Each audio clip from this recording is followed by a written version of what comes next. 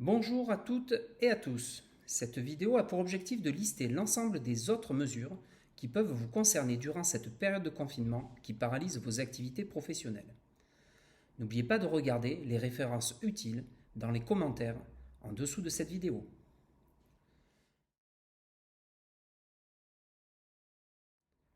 Le gouvernement a demandé aux organismes bancaires la plus grande souplesse sur les échéances de prêts professionnels.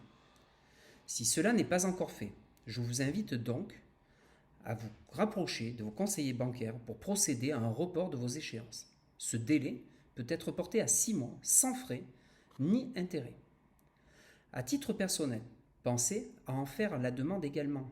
Certains organismes bancaires peuvent vous aider dans cette période. Dans le même temps, le gouvernement a débloqué une enveloppe auprès de la BPI de 300 milliards d'euros. Il est donc possible de demander à vos conseillers bancaires des prêts de trésorerie en lien avec la crise du coronavirus. Prêts qui seront garantis par la BPI. Ces prêts ne sont pas systématiques et doivent faire l'objet d'un accord préalable au niveau de vos banques respectives.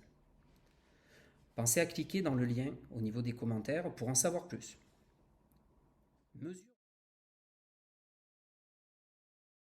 Mesures concernant les bailleurs.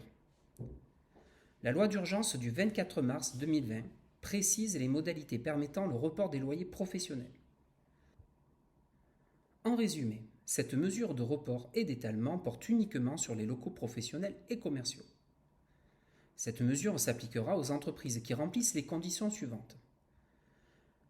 Avoir moins de 10 salariés et que le chiffre d'affaires ou le total de bilan n'excède pas 2 millions d'euros. Pour toute autre demande de report, il faudra se référer au texte en vigueur en invoquant le cas de force majeure. En cas d'échec de cette solution amiable, seuls les tribunaux pourront juger si le locataire est fondé à recourir au report des loyers.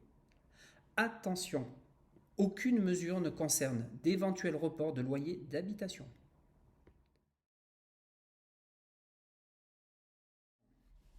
Un dernier mot pour vous informer que l'attestation dérogatoire de déplacement a évolué hier. Dans sa nouvelle rédaction, elle est bien plus précise que la précédente. Pensez à indiquer la date et l'heure de début de vos activités. Le lien sur la nouvelle attestation se trouve juste en dessous dans les commentaires.